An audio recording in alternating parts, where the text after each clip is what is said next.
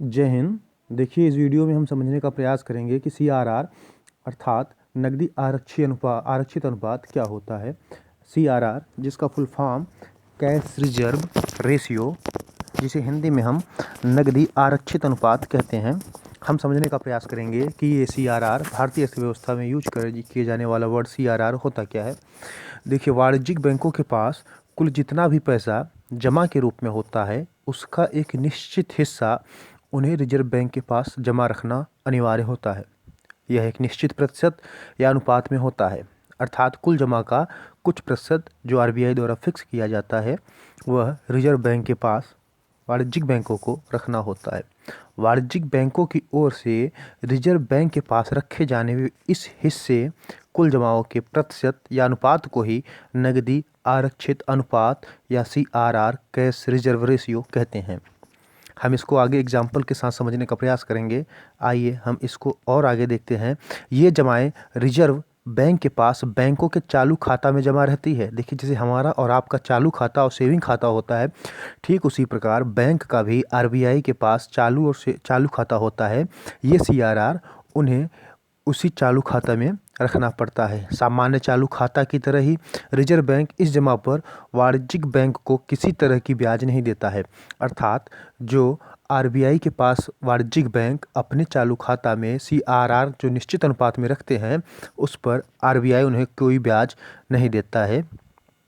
Reserve bank के पास रखी इस रकम का प्रयोग करने का अधिकार वाणिज्यिक बैंकों के पास नहीं होता है, अर्थात जो सीआरआर के रूप में वाणिज्यिक बैंक के पैसे आरबीआई के पास रखे गए हैं, उनका प्रयोग करने का कोई अधिकार इनके पास नहीं होता है, वाणिज्यिक बैंकों के पास नहीं होता है। अर्थात किसी प्रकार की आर्थिक या व्यावसायिक गतिविधियों के लिए इस पैसे का उपयोग वाणिज्यिक बैंकों द्वारा नहीं किया जा सकता।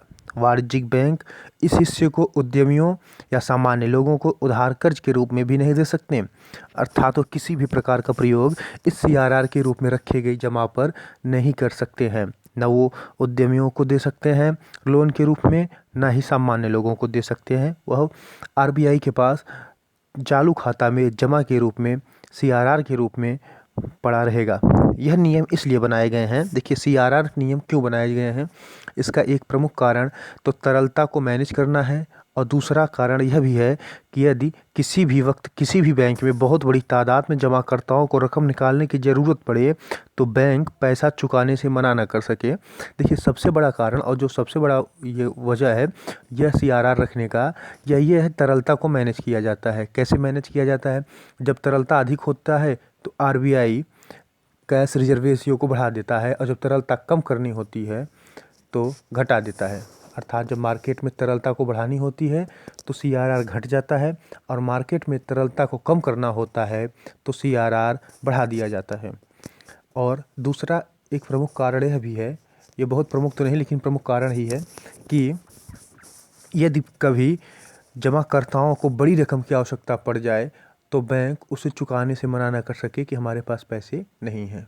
लेकिन यह बहुत ही प्रमुख कारण नहीं है। सबसे प्रमुख कारण तरलता के उपकरण के तौर पर आरबीआई इसका प्रयोग करती है सीआरआर का। देखिए, अब आसान भाषा में उदाहरण के साथ समझने का प्रयास करते हैं कि सीआरआर क्या है। उदाहरण के लिए मान लीजिए किसी बैंक के पास आपका 1,000 रुपये जमा है।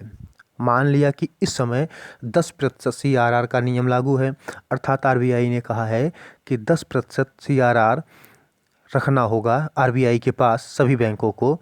तो आपका 1,000 रुपये जो जमा है उसका 10% 100 रुपये होगा। तो यह 100 रुपये आरबीआई के पास वाणिज्यिक बैंकों को सीआरआर के रूप में रखना होगा।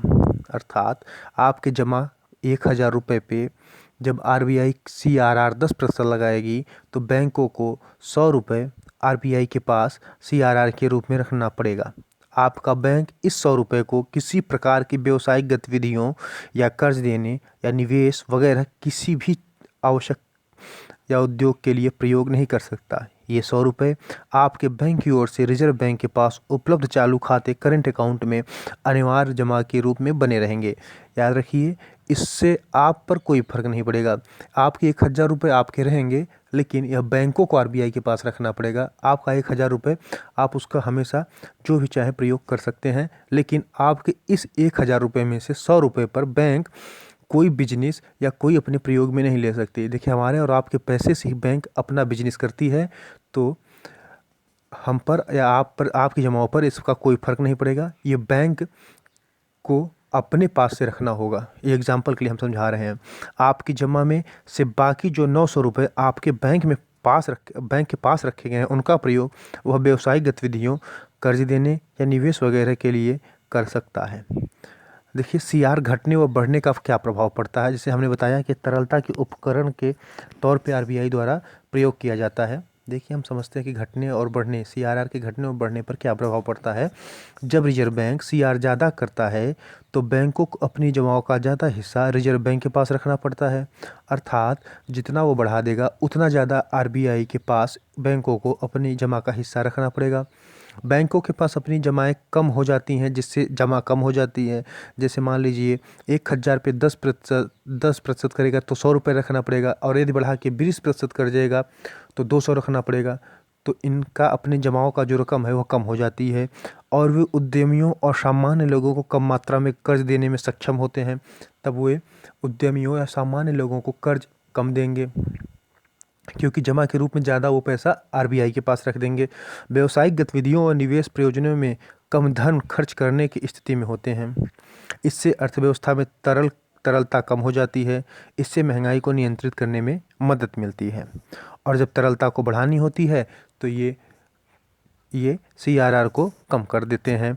अब जैसे मान लीजिए 1000 में 5% कर दिए तो केवल 50 रुपये, तो उनके पास 950 हो जाएगा, जिससे वो 950 रुपये में अपना बिजनेस कर सकते हैं, उद्यमियों को लोन दे सकते हैं, अपना व्यापार बढ़ा सकते हैं। इससे क्या होगी, तरलता बढ़ेगी।